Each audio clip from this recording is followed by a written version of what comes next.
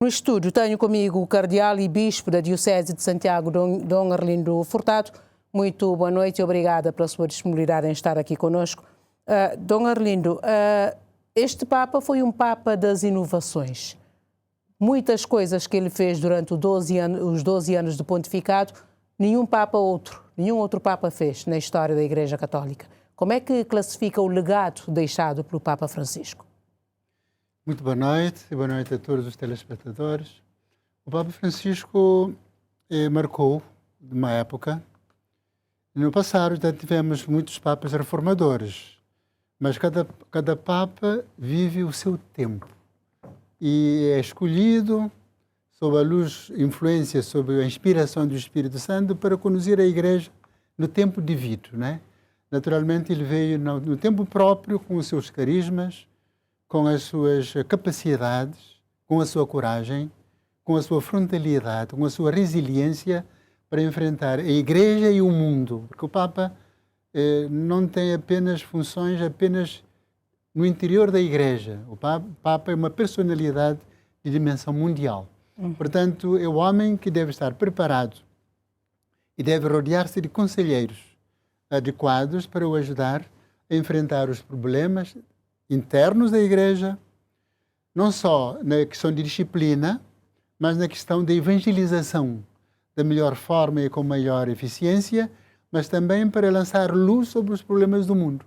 Portanto, a Igreja está no mundo e tudo o que é do mundo entra dentro da missão que também diz respeito à Igreja. Portanto, ele, como ele próprio dizia muitas vezes, o que ele pretende é aquilo que o Concílio Vaticano II deu como orientação para a Igreja nos anos 60, a partir dos anos 60, com João XXIII, que era também um grande reformador, e, ao mesmo tempo, queria contar com todos e queria que todos entrassem dentro da Igreja como corresponsáveis da realidade eclesial, contando com todos.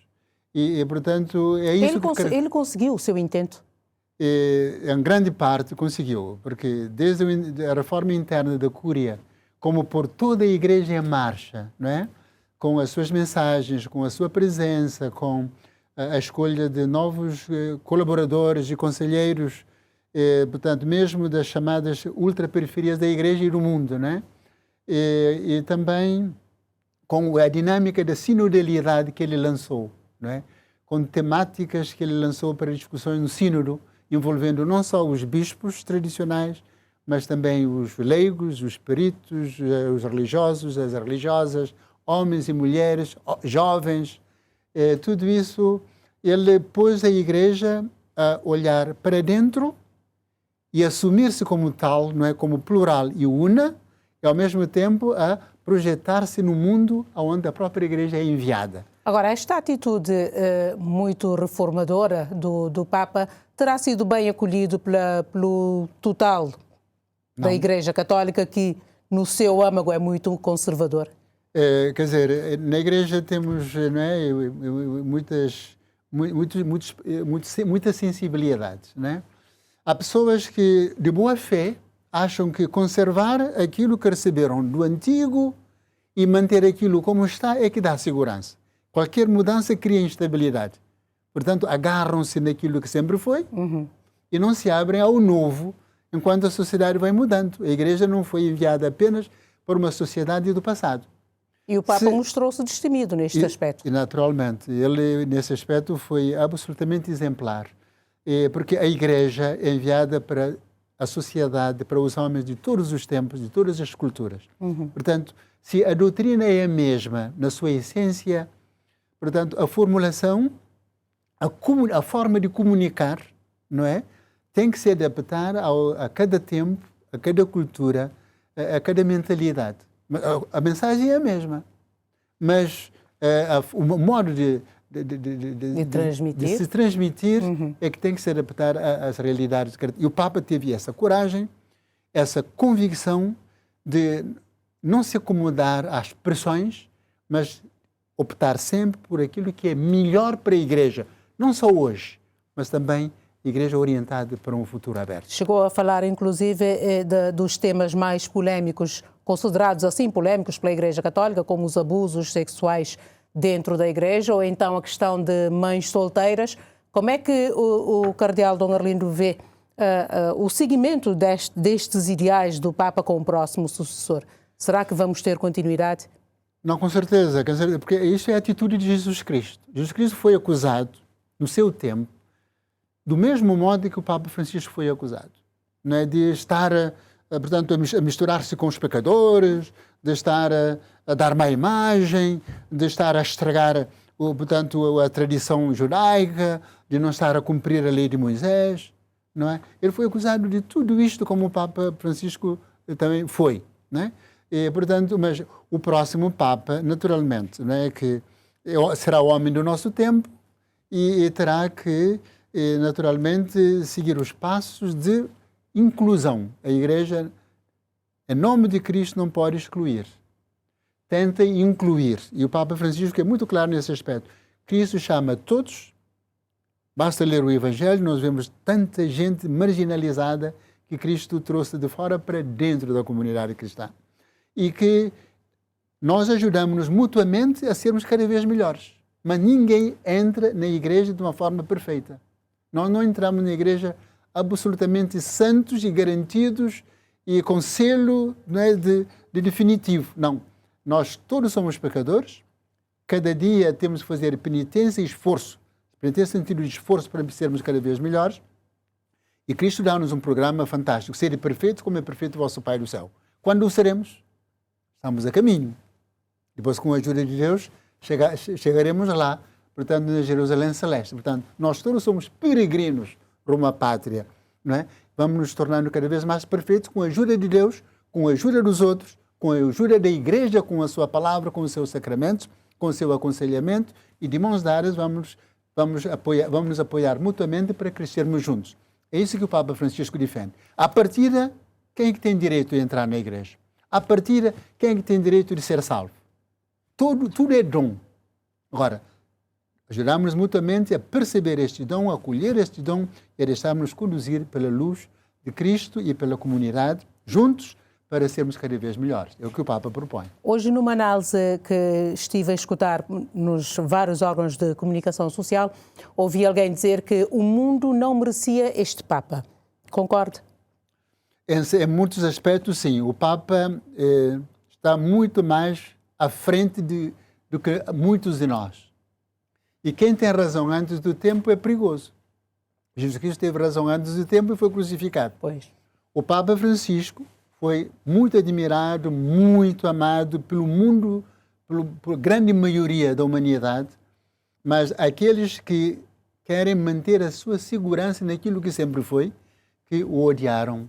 O odiaram com muita força, e ele sabe disso. Ele sabe disso, mas por isso que ele manteve-se sempre humilde, resiliente, paciente, mas perseverante, porque sabe que o seu caminho de líder da Igreja, de chefe da Igreja, de sucessor de Pedro, é o caminho da cruz. É o caminho da cruz semelhante ao caminho de Cristo.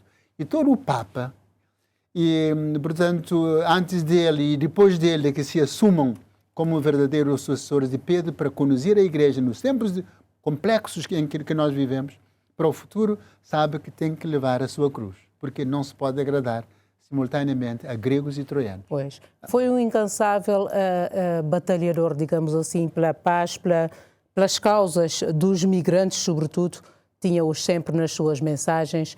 Acha que essas mensagens do Papa vão ecoar, pelo menos, no coração dos líderes desses países ainda em guerra, que ele tanto clamava? Tudo aquilo que o Papa ensinou, e se nós repararmos bem, são valores essenciais da humanidade. Houve uma altura em que muitos políticos defendiam maior igualdade, menor desigualdade, mais justiça social.